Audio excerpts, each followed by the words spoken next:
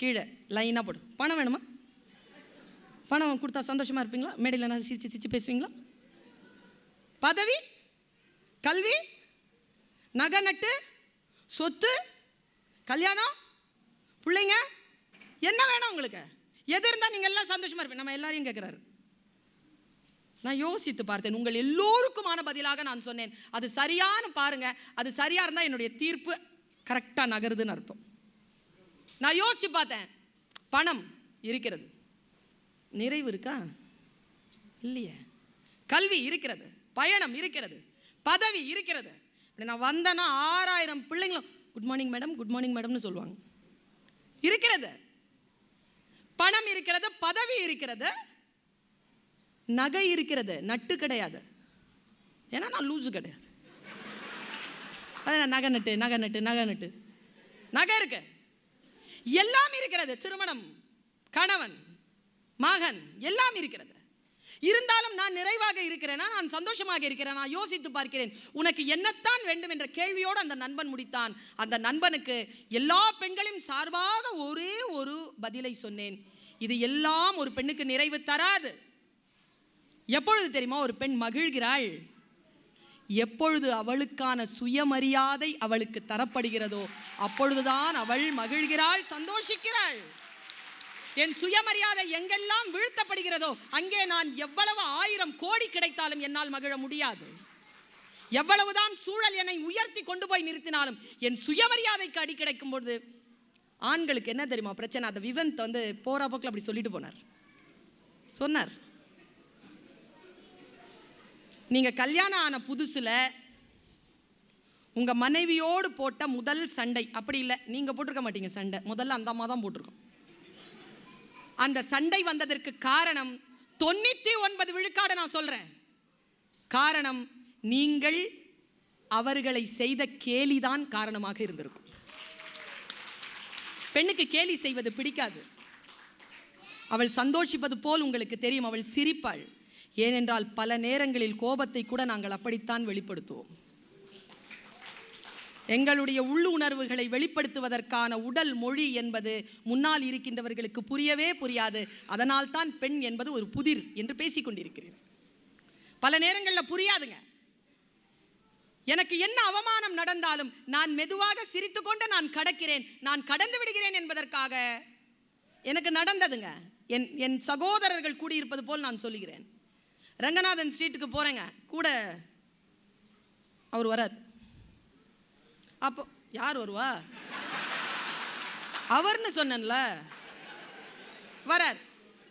ரங்கநாதன் ஸ்ட்ரீட்டுக்கு நம்ம வாங்கி கொடுக்கணும்னு அன்னைக்கு அவருக்கு நல்ல மனசு வரார். போகும்பொழுது ஒருத்தன் அப்படி இடிச்சிட்டு போனான். அது என்னான்னு தெரியலிங்க. பல்லவனில் இடிபாடு, பல்லவன் தானே நம்ம பஸ்ஸுக்கு பேரு. பல்லவனில் இடிபாடு, பக்கத்தில் தடிமாடு. பெண்பாடு பெரும் பாடு, பண்பாடு படும் பாடு. ரொம்ப கஷ்டமா இருக்குங்க, அருவருப்பா இருக்கும். நான் இடிச்ச உடனே அப்படி நின்றுட்டேன் கோவத்தில். அவனை திரும்பி பார்க்குறேன். எங்கள் வீட்டிலல்ல, அவன் போயிட்டான்ல, வா. அவ்வளோ கோவங்க எனக்கு. நீ போய் கேட்க மாட்டியா என்னன்னு? நீ போக மாட்டியா? மனசுக்குள்ள அப்படியே சொல்லிட்டு வர. இன்னொருத்த குருன்னு என்னமோ பார்க்குற மாதிரி இருக்கு. அவன் பார்வை சரியில்லைங்க, அவன் பார்க்குறாங்க சரியில்லைங்க, அந்த பார்வை சரியில்லைங்க, அவன் பார்க்குறாங்க சரியில்லைங்கன்னு சொல்கிறேன். நான் எங்கள் அப்பாட்ட சொல்லியிருப்பேன் கூட இருந்திருந்தா. அப்போல்லாம் எலிவேட்டை தெரியாத பூனைக்குட்டி நான். அடுத்தவங்க கிட்ட தான் சொல்லிட்டு இருப்பேன். நானே ஹேண்டில் பண்ணுற வித்த வரல. அப்போ அவன் என்னை பார்த்துட்டே இருக்கிறாங்கன்னு சொன்ன உடனே அவர் திருப்பி என்னை கேட்டார், அவன் பார்க்கறது உனக்கு எப்படி தெரியும்?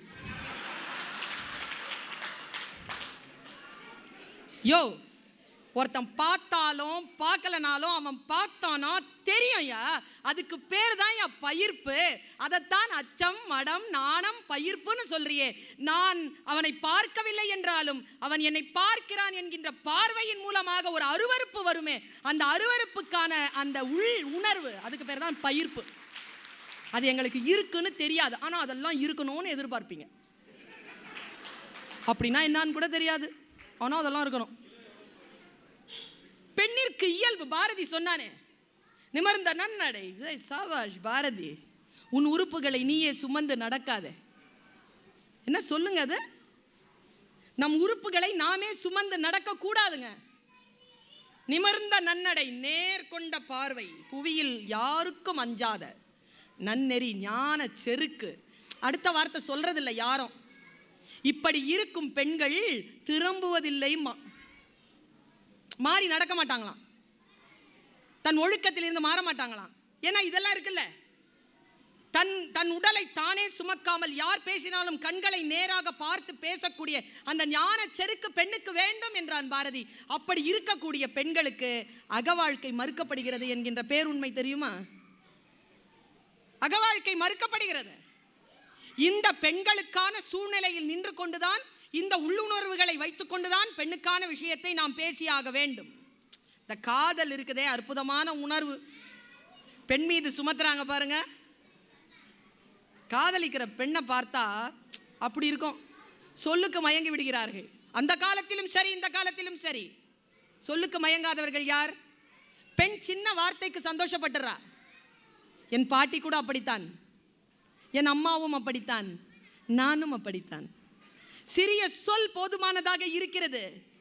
ஒரு பெண்ணை ரொம்ப மென்மையானவளாக மாற்றுவதற்கு ஒரு சொல் தேவையாக இருக்கிறது.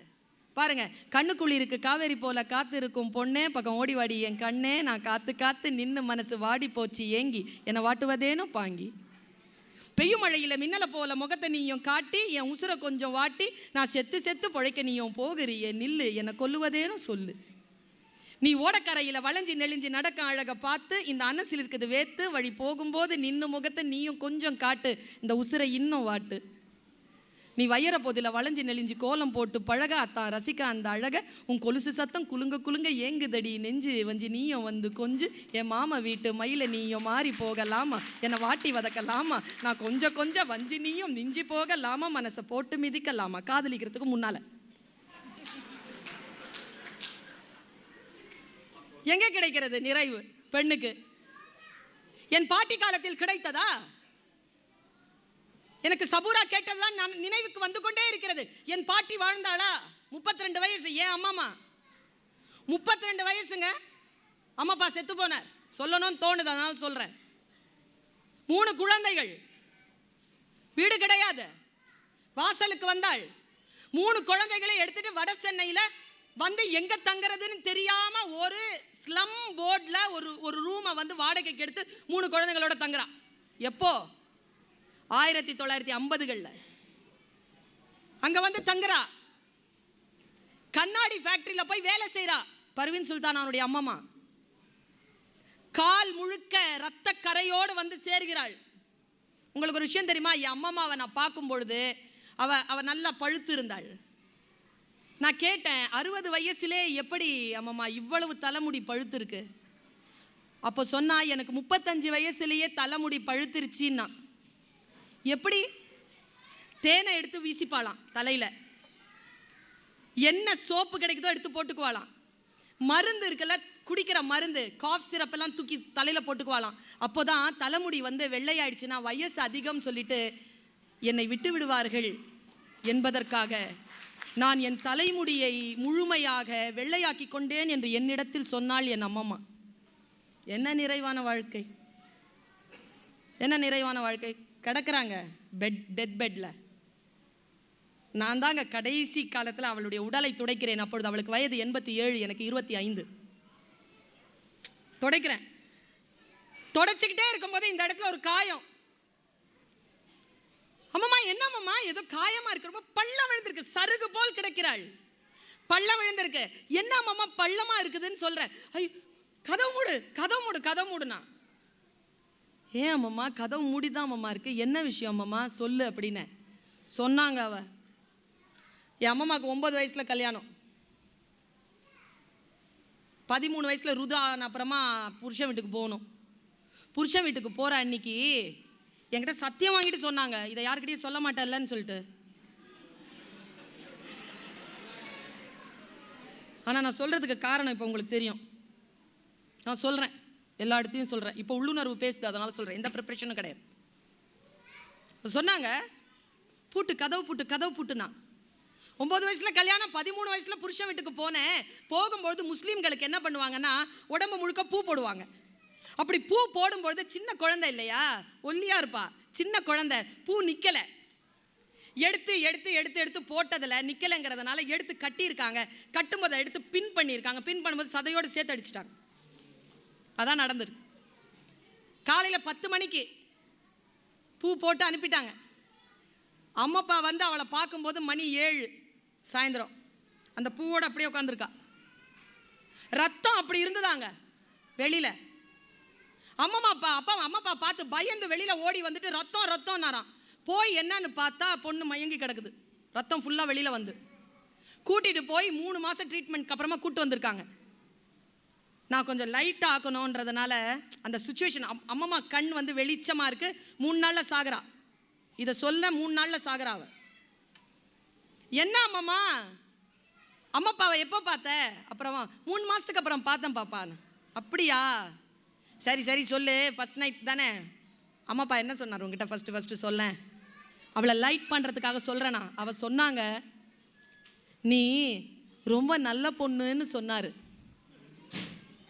அப்புறம் இந்த மோதிரத்தை கொடுத்தாரு. கழட்டுதுங்க மோதிரத்தை. மோதிரத்தை கழட்டி என்கிட்ட கொடுத்தா. என்கிட்ட கொடுத்துட்டு சொன்னா, நான் மோதிரத்தை வாங்கிட்டு, என்னம்மா அம்மா மோதிரத்தை ஏன் கழட்டினேன்னு. இல்லை நீ வச்சுக்கோன்னு சொல்லிட்டு கொடுத்துட்டு சொல்கிறா, என்னை ரொம்ப நல்ல பொண்ணுன்னு சொன்னார் உங்கள் அம்மாப்பா. நான் சொன்னேன், எப்படி தெரியும் நீ நல்ல பொண்ணுன்னு? அப்போ தானே பார்க்குறாரு உன்னை. அவர் சொல்கிறா, எங்கள் அம்மாப்பா என்னை நல்ல பொண்ணுன்னு சொன்னாங்க. ஏன் சொன்னாங்க தெரியுமா? அவ்வளோ வலி இருந்தும் கூட நான் ஒன்றும் பேசாமல் அமைதியாக இருந்தேன்ல, அதனால் என்னை நல்ல பொண்ணுன்னு சொன்னாங்க. அதை யாருக்கிட்டையும் நான் சொல்லலைல்ல, அதனால தான் இந்த மோதிரத்தை, அவர் போட்ட மோதிரத்தை போட்டுக்கிட்டே இருந்தேன். இன்றைக்கி நான் சொல்லிட்டேன்ல, இது எனக்கு வேணாம், நீ வச்சுக்கோ. 70 வருஷமாக ரொம்ப காயப்படுத்திக்கிட்டே இருந்தது இந்த மோதிரம். இன்றைக்கி நான் கழட்டிட்டேன், இந்த காயத்திலிருந்து நான் விடுபட்டேன். நீ என்ன தெரியுமா செய், வலிச்சுதுன்னா சொல்லாததுனால நீ நல்ல பொண்ணுன்னு இந்த மாதிரி நிறைய நகைகள் உனக்கு கொடுப்பாங்க, போட்டுக்காத. வலிச்சுதுன்னா கத்து, வலிச்சுதுன்னா சொல்லு, வலிச்சுதுன்னா சொல்லு. சொல்றதுக்காகத்தான் நான் இந்த விஷயத்தை சொன்னேன் என்று சொன்னால் என் பாட்டி நிறைவான வாழ்க்கை வாழவில்லை, ஆனால் நிறைவான வாழ்க்கை வாழ்வது எப்படி என்று எனக்கு சொல்லி கொடுத்து போனாள். அது எப்படி நான் வாழ வேண்டும் என்று எனக்கு சொல்லி தந்தாள். நான் ஒன்று சொல்றேங்க, நிறைவான வாழ்க்கை என்பது வேறு ஒன்றும் இல்லை. பெண்களுக்கு இருக்கு இல்லையா, பெண்களுடைய மனம் வந்து ரொம்ப ஆழமானதுங்க, ரொம்ப விசாலமானது. தாய்மை ரொம்ப பெருசுங்க. அது பயாலஜிக்கல் பாண்டேஜ் மட்டும் கிடையாது, அந்த உணர்வு ரொம்ப பெருசு. அது அந்த பெரிய மனம் ஒவ்வொரு பெண்ணினுடைய உள்ளேயும் இருக்கிறது. அதனால் தான் பெண் என்பவள் பிரகிருதி, பெண் என்பவள் இந்த இயற்கையினுடைய சக்தி. அந்த சக்தியை சரியாக அடையாளம் கண்டு கொள்ளுகின்றவர்கள் தான் அவளை நிறைவான வாழ்க்கையை வாழ்வதற்கு அனுமதிக்கிறார்கள். இல்லாதவர்கள் அதை அவளுக்கு தருவதே கிடையாது, போட்டியாகத்தான் கருதுகிறார்கள். நான் சமீபத்தில் ஒரு 2 விஷயம் சொல்லி நான் முடிக்கிறேன். சமீபத்தில் நான் ஒரு படம் பார்த்தேன். நீங்கள் சொன்னீங்கல்ல, பழங்காலத்து பெண்கள் குழந்தைகளை வளர்க்கின்ற முறை அவங்க சரியாக வளர்க்கலன்னு சொன்னீங்கல்ல. இவங்க சொன்னாங்க சரியாக வளர்த்துருக்காங்கன்னு. அவங்க சொன்னாங்க என்ன பெருசாக வளர்த்தாங்க, என்ன கவனிச்சாங்க? உங்களுக்கு தெரியுமா, ஒரு சின்ன பையன் வந்து அவங்க அம்மாட்ட சொன்னானா, நான் குதிரைக்காரன் ஆகணும்னு. என் பையன் சொல்லிட்டே இருந்தாங்க ஒனிக்ஸ் லாரி ஓட்டணும்னு. ஒனிக்ஸ் லாரினா குப்பை வண்டி. 4 இயர்ஸில் சொன்னான். அப்புறமா 9 இயர்ஸில் சொன்னால் நான் வந்து கார் ஓட்டணும்னா, டிரைவர் தான். அப்புறமா சொன்னால் பஸ் ஓட்டணும்னா. இப்போ சொல்லிட்டு இருக்கிறான் பைலட் ஆகணும்னு. வண்டி தான் மாறுது, வேலை மாறல, அதே டிரைவராக தான் வரணுன்றான்.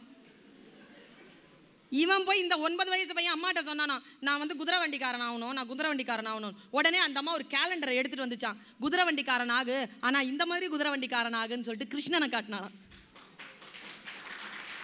அப்படி காட்டினவள் தான் நரேந்திரனை பெற்றெடுத்த தாய். விவேகானந்தர் தான் அப்படி கேட்ட சிறுவன். தாயினுடைய வளர்ப்பு பெருசுங்க. அது தாய்மை என்கின்ற அது பயாலஜிக்கலாக உடம்பு தான் மாறுதே தவிர அந்த ஆத்மா ஒன்றுதான். எனக்கு சத்தியம் செய்து தாய் என்று காந்தியிடம் கேட்ட புத்திலிபாயும், இன்றைக்கு நான் என் பையனை ஹாஸ்டலுக்கு அனுப்பும்போது எனக்கு சத்தியம் செய்து தாய் என்று கேட்கின்ற நானும் ஒன்றுதான். ஆனால் மோகன்தாஸ் மகாத்மாவாக மாறுவதற்கு அவன் ஆத்மா காரணமாக இருந்தது. ஆனால் புத்திலிபாயும் நானும் ஒன்றுதான். எல்லோரும் தன் குழந்தைகள் சிறப்பாக வர வேண்டும் என்றுதான் எதிர்பார்க்கிறார்கள். குழந்தைகள் வருகிறார்களா என்பதுதான். அப்படி என்றால் அந்த காலத்து பெண்கள் தான் சிறப்பாக வாழ்ந்தார்கள். நான் சமீபத்தில் ஒரு படம் பார்த்தேங்க. நான் ஒன்று சொல்றேன், பெண்ணினுடைய அடிப்படையாக அவளுடைய கருத்தாக்கத்தை புரிந்து கொள்ளாமல் அவளை நிறைவான வாழ்க்கைக்குள் செலுத்த முடியாது. அதனால் சொல்கிறேன், அந்த படம் நீங்களும் போய் பாருங்க, யூடியூப்ல இருக்கு. இன்றிலிருந்து இந்த 10வது ஆண்டு இங்கே நீங்கள் எப்படி பழகிக் கொள்கிறீர்கள் என்று எனக்கு தெரியாது. எங்கள் தேசத்தில் எல்லாம் பெண்களை பற்றிய குறிப்புகள், பெண்களை பற்றிய பேச்சுகள் எல்லாம் வேறு. நீங்கள் இங்கே வந்து சில பல ஆண்டுகள் ஆகியிருக்கும், அப்பப்போ போயிட்டு வரீங்க, அதனால் உங்களுக்கு மறந்து இருக்கும். நினைவூட்டுகிறேன், அந்த படம் மிர்லான் சென் என்கின்ற ஒருவன் எடுத்த படம். சத்யஜித் ரேக்கு இணையாக இருந்து போற்றப்படுகின்ற ஒரு மிகப்பெரிய இயக்குனர் மிர்லான் சென். அவன் வந்து வங்காளதேசத்து இயக்குனர். அவன் ஒரு படம் பண்ணான். அந்த படத்துக்கு பேர், ஆண்களுக்கு சொல்கிறேன் பெண்களுக்கும் சொல்லுகிறேன், பெண்ணினுடைய ஸ்பேஸ். பெண்ணிற்கு ஒரு இடைவெளி இருக்கு. எப்படி ஆண் ஒரு இடைவெளியை தேடுகிறானோ பெண்ணுக்கும் ஒரு இடைவெளி உண்டு. அந்த இடைவெளியை எந்த சமூகம் தருகிறதோ அந்த சமூகத்தில் பெண் சுதந்திரமாக சுயமரியாதையுடன் வாழ்கிறாள். நான் சொல்றது ரொம்ப கடுமையான விஷயமாக இருக்கும், ஆனால் கருத்தாக்கத்தை அவதானித்துக் கொள்ளுங்கள். கருத்தாக்கம் தான் முக்கியம். பாருங்க, அந்த படம் இந்த மாதிரி ஒரு வாட்சோட தொடங்குது. 7 மணி, ஒரு 30-35 வயசு பொண்ணு டக்குன்னு வேலைக்கு போறா. கரெக்டாக சாயந்தரம் 7 மணிக்கு வீட்டுக்கு வரா. இதுதான் படம். அவங்க அப்பா வந்து குடிகாரர், அண்ணனோ வன்முறையாளன் குடிகாரன். அவங்க அம்மா வந்து பொண்ணுக்கு கல்யாணம் பண்ணாமல் ஜாக்கிரதையாக பார்த்துக்கிறா. ஏன்னா அவள் தான் சம்பாதிக்கிற பொண்ணு. 35 வயசானாலும் கல்யாணம் ஆகலை இந்த பொண்ணுக்கு. அதை பற்றி அந்த வீட்டில் யாருக்கும் கவலை இல்லை. அந்த பொண்ணு போகிறா, ஆனால் நல்ல வேலை, பெல் அடித்தா ஆள் வந்து காஃபி கொடுக்குற வேலை. அவள் கேபினில் உட்காந்துருக்கா, ஒரு அரசாங்க உத்தியோகம். இன்னிலிருந்து 60 வருஷத்துக்கு முன்னால் வந்த படம், 60 years பேக். அந்த காலம் வந்து உட்காந்துருக்கா. அவ ஒரு நாள் காலையில் 7 மணிக்கு போனவ சாயந்தரம் 7 மணிக்கு வரல. அவங்க அம்மா பதறாங்க. 7:30 ஆச்சு வரல, 8 ஆச்சு வரல, 8:30 ஆச்சு வரல. அப்பாட்ட போய் சொல்றாங்க. அப்பா சொல்றாரு, எங்கேயாவது அடிபட்டு கிடப்பான்னு சொல்லிட்டு அவர் கிடந்து தூங்குறாரு. அவங்க பையன் வரான், அக்காவை காணண்டா, அவளை போய் தேடுறா. ஆஸ்பத்திரியில் போய் பாரு, மார்ச்சுவரியில் போய் பாரு, இல்லைனா போலீஸ் ஸ்டேஷனில் போய் பாருன்னு சொல்லிட்டு வன்முறை பேசிக்கிறான். அந்த அம்மா பக்கத்து வீட்டில் போய் சொல்லுது, என் பிள்ளை வரலைங்கன்னு. பக்கத்து வீட்டில் எல்லாம் ஃபோன் பண்ணி கேட்குறாங்க. ஆஃபீஸில் பெல் அடிக்குது, யாரும் எடுக்கலை. 9 ஆச்சு வரல, 10 ஆச்சு வரல, 11 ஆச்சு வரல. எல்லா தெருவிலும் லைட் எரியுது. வீட்டில் எல்லாரும் ரோட்ல வந்து நின்று அந்த பெண்ணை பற்றி பேசுகிறாங்க. எல்லா வீடுகளிலும் 1 மணி 2 மணிக்கு லைட் அணையுது. அந்த குறிப்பிட்ட வீட்டில் மட்டும் காலை 5-6 மணி அளவிலும் லைட் எரியலை. அந்த அம்மா வாசல்லையே உட்காந்துருக்கு. கரெக்டாக மணி 6. அந்த தெரு வாசலில் ஒரு கார் வந்து நிற்குது. அந்த காரில் இருந்து இறங்குறா அந்த பொண்ணு. நேராக வரா, வீட்டை திறக்கிறா. உள்ளே போனால் அம்மா உட்காந்துருக்காங்க. பேக்கை தூக்கி சோஃபாவில் போடுறா, பாத்ரூம் போகிறா, குளிக்கிறா. சாரி கட்டிட்டு வெளியில் வரும்பொழுது கரெக்டாக மணி 7. அவங்க அம்மா டிஃபன் பாக்ஸோடு காத்திருக்காங்க. டிஃபன் பாக்ஸை எடுத்து பேக்கில் போட்டுட்டு கிளம்பிட்டா. இவ்வளோதான் படம். இந்த படத்துக்கு நேஷ்னல் அவார்ட் கிடச்சிது. வங்காளதேசமில் கொடுப்பான் இதுக்கெல்லாம், நம்ம நாட்டில் கொடுக்க மாட்டோம்.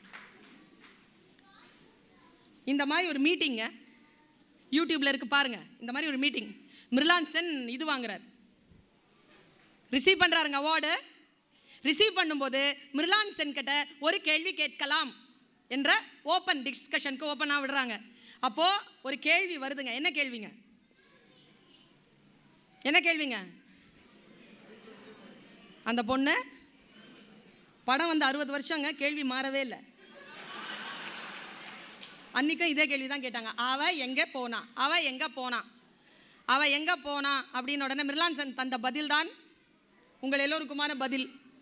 மிர்லான் சென் சொன்னான், எனக்கு தெரியாது. உடனே அந்த கேள்வி கேட்ட குறும்பன் எழுந்து நின்று சொன்னான், நீதான் அந்த பெண்ணை படைத்த படைப்பாளி, நீதான் அந்த கதையை இயக்கிய கர்த்தா, உனக்கு தெரியாத அந்த பெண் எங்கே போனாலும் சும்மா சொல்லு, தெரியாதுன்னு சொல்லாத, சொல்ல மாட்டேன்னு வேணா சொல்லு, உனக்கு தெரியும் சொல் என்றான். அப்பொழுது அவன் சொன்னான், அதுதான் பதில். அவன் சொன்னான், ஆம் தோழனே, நான் தான் அந்த பெண்ணை படைத்தேன், நான் தான் அந்த பெண்ணின் படைப்பாளி, அந்த கதையை இயக்கிய கர்த்தா நான் தான். ஒரு பெண்ணை படைத்த படைப்பாளியாக இருந்தாலும், அவளை இயக்குகின்ற கர்த்தாவாக இருந்தாலும், ஒரு பெண்ணின் அந்தரங்கத்தை எட்டி பார்க்கக்கூடிய தகுதி எனக்கு இருப்பதாக நான் கருதவில்லை. அதனால் அவன் எங்கே போனாள் என்று எனக்கு தெரியாது என்று சொன்னான் முரளான் சார். இந்த வாழ்க்கை வாய்த்திருக்கிறதா என்று கேட்கிறேன். நேரம் நெருங்குகிறது. எனக்கும் உங்களுக்குமான மன நெருக்கம் கூடிக்கொண்டிருக்கிறது என்பதுதான் இந்த நிகழ்ச்சியினுடைய வெற்றியாக நான் நினைக்கிறேன். ஒரு பெண்ணிற்கான உயர்வு, ஒரு பெண்ணிற்கான மிக உச்சபட்சமான நிலை புறம் சார்ந்த விஷயங்களை நான் ஒன்று சொல்றேங்க. நிறைவு எது தெரியுமா? புறம் சார்ந்த விஷயங்களை ஜெயிக்கிறது இல்லைங்க நிறைவு. எல்லோரும் சொல்கிறார்கள், படிச்சுட்டா முன்னால் வந்துடலாம், அவள் வந்து வேலைக்கு போனால் பெரிய ஆள் ஆயிடலாம், அவள் வந்து ஐபிஎஸ் ஆயிடலாம், அவள் வந்து ஜெயலலிதா மாதிரி ஆயினா வந்துடலாம், அவள் வந்து மாயாவாதி மாதிரி ஆறுனா வந்துடலாம், இல்லைனா ஒரு அட்லீஸ்ட் ஒரு சோனியா காந்தி மாதிரி வந்தால் வந்துடலாம்னு சொல்லிட்டு. அப்படிலாம் கிடையாதுங்க. நான் சொல்லவா ஒரு பெண்ணுக்கு எங்கே நிறைவு என்று? எப்பொழுது அவளுடைய அக வாழ்க்கைக்குள் வருகின்ற கணவனோ பிள்ளையோ தகப்பனோ அவளுக்கான சுயமரியாதையை சரியாக அவளுக்கு தருகிறார்களோ அப்பொழுதுதான் அவளுக்கான நிறைவு கிடைக்கிறதுங்க. வெறும் புறம் சார்ந்த விஷயங்கள் எல்லோருக்கும் கிடைக்காது. ரொம்ப ஈஸிங்க. பாருங்களேன், வள்ளி சக்தி இங்க இருக்கிறாங்க, சென்னையில் இருந்தா கண்டிப்பா பர்வீன் சுல்தானாக்கு ஒரு காம்படிட்டரா அவங்க வருவாங்க.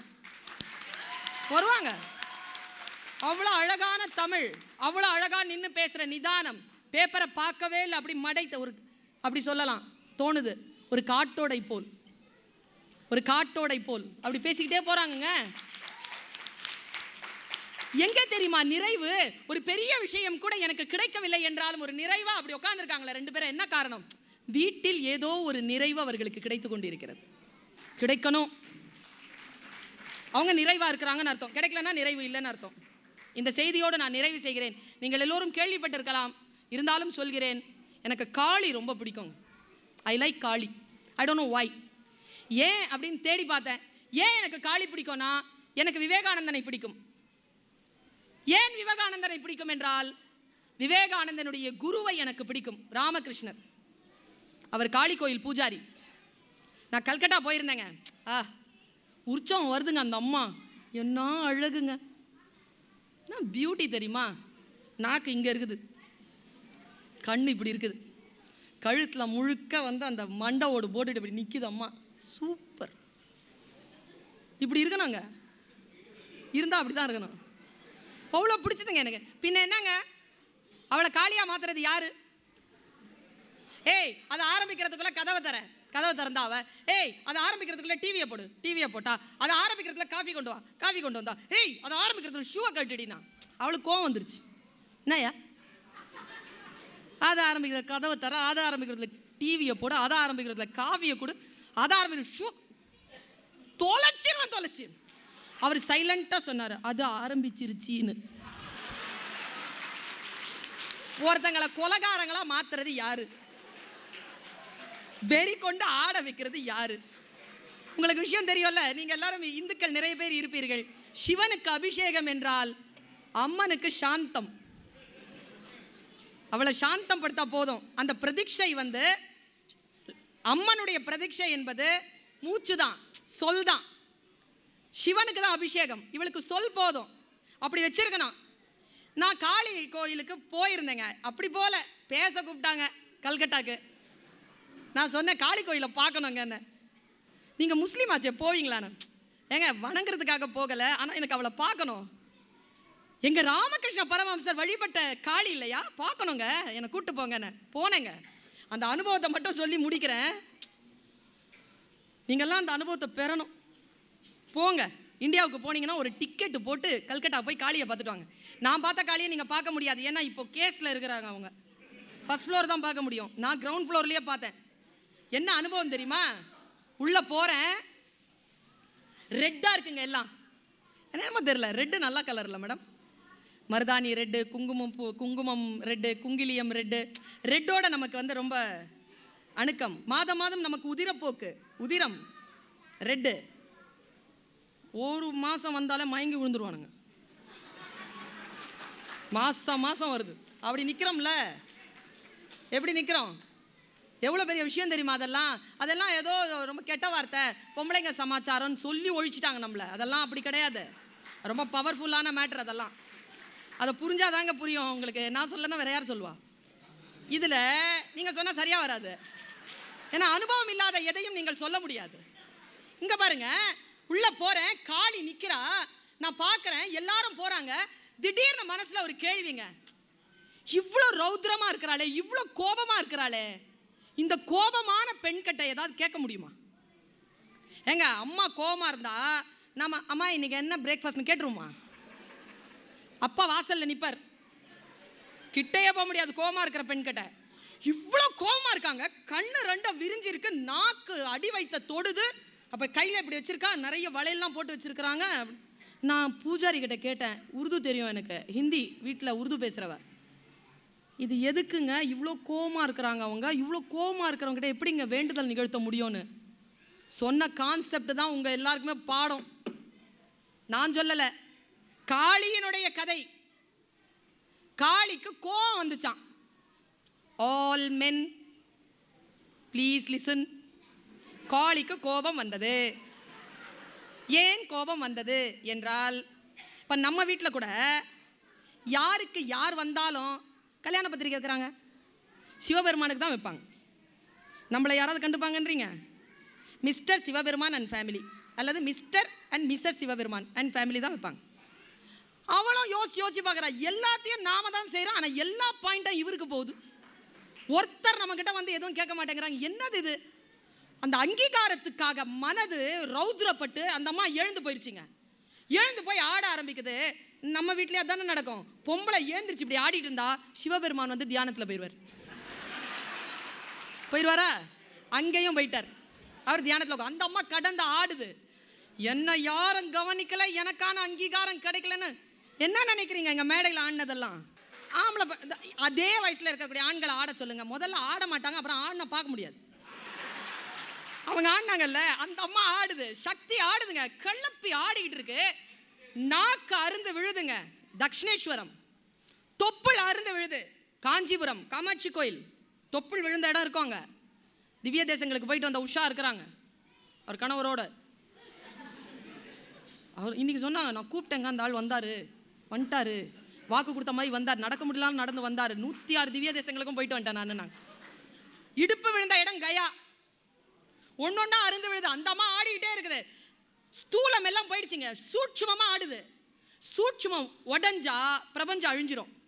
இந்த சிவகணங்கள் எல்லாம் என்ன செய்யறாங்க, நேரா போய் விஷ்ணு கிட்ட சொல்றாங்க, ஐயா அவர் வந்து தியானத்துல இருக்காரு, உங்க அக்கா தானே, உங்க தங்கச்சி தானே, அது ஆடுது, கொஞ்சம் போய் கண்ட்ரோல் பண்ணுங்க. அவர் சொன்னார், கிட்டையே போனா நான் செத்தேன், நான் போக மாட்டேன். பிரம்மன் கிட்ட கேட்டாராம், பிரம்மனும் போக மாட்டேன்ட்டாங்க. நேரா சிவபெருமான் கிட்டே வந்துட்டாங்க. என்னையா உன் வீட்டில் அந்த மாதிரி ஆடிக்கிட்டு இருக்குது, உலகமே அழிஞ்சிரும் போல இருக்கு, எப்பதான் தியானத்தை கலைப்ப, தயவு செஞ்சு வந்து அந்த அம்மாவை கொஞ்சம் அடக்குன்னு. கண்ணை திறந்தார்.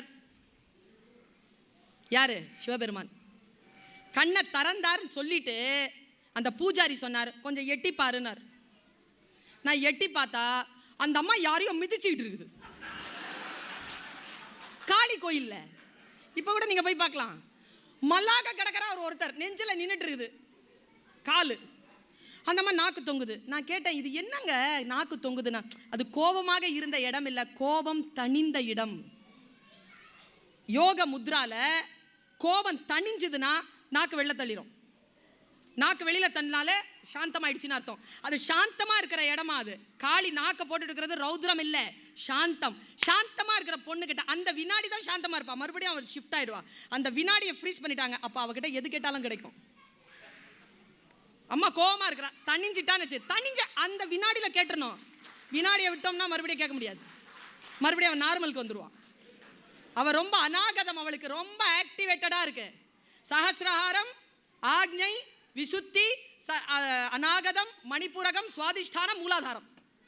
இதுல அநாகதம் பயங்கர ஆக்டிவேட் ஆயிடுச்சு அம்மனுக்கு. எப்படின்னா, சிவபெருமான் கண்ணை திறந்தாரா, நேரா போய் நீ சக்தி நில், அவ ஆடிக்கிட்டே இருக்கா. இப்ப என்ன வேணும் உனக்கு? அங்கீகாரம் தானே வேணும். அங்கீகாரம் உனக்கு வெளியில இருந்து கிடைக்காது, வெளியில இருந்து கிடைச்சாலும் ஆட்ட நிக்காது. உனக்கான அங்கீகாரம் தர வேண்டிய ஒரே ஒரு மனிதன் நான் தான். இந்த உலகம் என்னை வணங்கினாலும் எனக்கு நீதானடி எல்லாம், உனக்கு கீழ் நான் இருக்கிறேன் அடி என்று சொல்லி தன்னை சக்தியின் காலடிக்கு கொடுத்தானாம் சிவன். தன் சாமியை தன் காலடிக்கு வந்தவுடன் ரௌத்ரத்தில் மிதித்து விட்டு, ஐயோ என் சாமி என் காலுக்கு வந்துருச்சான்னு உடனே கோபம் தணிந்தாள். அதுதான் காளியினுடைய ரகசியம். காளியினுடைய கோபத்தை தணிக்க வேண்டும் என்றால் தன்னை முழுமையாக அவள் காலடிக்கு கொடுக்க வேண்டும் என்று அந்த சிவபெருமானுக்கு தெரிந்திருக்கிறது.